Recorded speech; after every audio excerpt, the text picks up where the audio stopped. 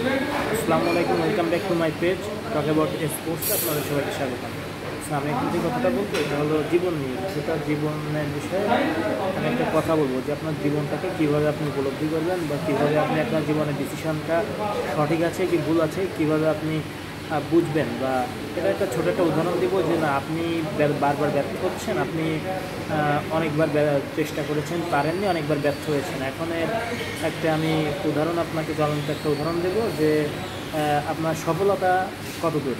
বিষয়টা হলো সফলতা এই যে আপনি যদি কালকে বাংলাদেশ এবং আরব আমিরাতের মধ্যকার ম্যাচটা দেখেন, আরব আমিরাত কিন্তু শুরু থেকে অনেক ভালো খেলেছে। বাংলায় যেভাবে ব্যাট করেছে কোনোভাবেই কোনো বাঙালি বা কেউই বিশ্বাস করে যে আরব আমিরাত ম্যাচটা জিততে পারে।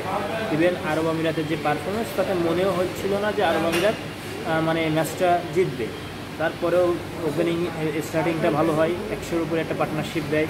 তারপর যে ব্রেক থ্রু, একের পর এক উইকেটের পতন, একেবারে যখন 7টা বা 8টা উইকেট হয় তখনও কিন্তু মানে আরব আমিরাতের উপর কেউ আস্থা রাখেনি যে আরব আমিরাত ম্যাচটা জিতবে। এবং বাংলাদেশের প্রতি আস্থা ছিল প্রত্যেকটা বাঙালির, প্রত্যেকটা ক্রিকেটপ্রেমী সমর্থকের। ইভেন যারা ক্রিকেটকে ভালোবাসে বা যারা ক্রিকেট দেখে বাংলাদেশকে ভালোবাসে না তাদেরও প্রত্যাশা ছিল যে বাংলাদেশ ম্যাচটা জিতবে।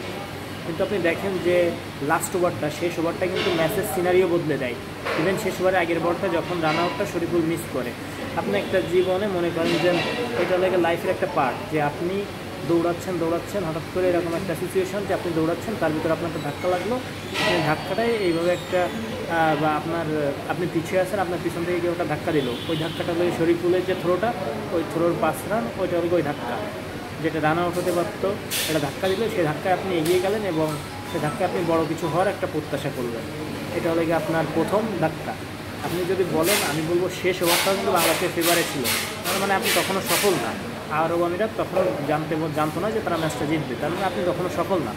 একটা বিষয় আপনি লক্ষ্য করবেন, যখন তারা 6টা মারে, ইভেন 9 রান নিয়ে নেয় প্রথম 3 বলে দিল, তখন কিন্তু তাদের ভিতরে একটা কনফিডেন্স গ্রো করে যে না তারা এই ম্যাচটা জিততে পারে, এরকম একটা কনফিডেন্স তাদের ভিতর গ্রো করে। তারপরে সেই কনফিডেন্স মানে আপনি একটা সফলতার একটা চূড়ান্ত পর্যায়ে পৌঁছাবেন এরকম একটা ভাব।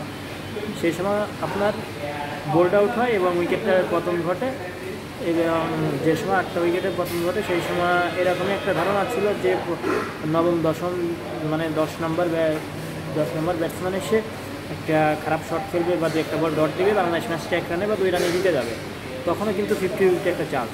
সেই মুহূর্তটাকে মানে কীভাবে একটা সামঞ্জস্যতা বা কীভাবে ওই মোমেন্টামটাকে নিজের ফেভারে আনা যায়, এটা কিন্তু আরব আমিরাতের 9 এবং 10 নম্বর প্লেয়ার সেটা করে দেখিয়েছে। আসলে বিষয়টা এই যে জীবনের সফলতা আপনি কোন পর্যায়ে যে পাবেন এটা কিন্তু বলা যায় না, কিন্তু আপনি চেষ্টা করে থাকেন আপনার সফলতা কেউ আটকাতে পারবে না।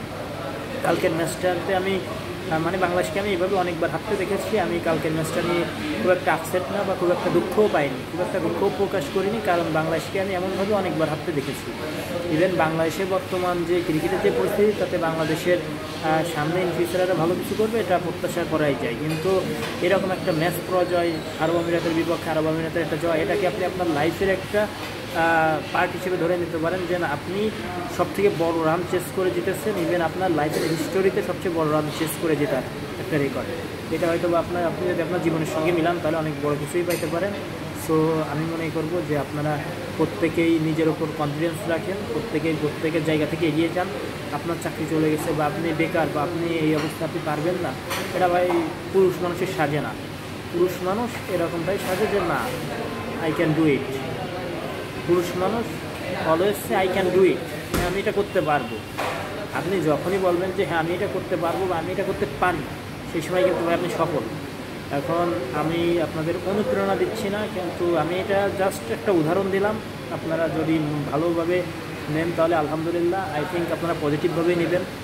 বাংলাদেশ যেভাবে হেরেছে এটা আপনার একটা নেগেটিভ দিক হিসাবে ধরে নেন যে না আপনি এভাবে ব্যর্থ হয়েছেন, এবং আরব আমিরাত যেভাবে জিতেছে সেটাকে আপনি আপনার লাইফের সফলতা হিসেবে ধরে নেন। ভালো থাকবেন, সুস্থ থাকবেন, ধন্যবাদ।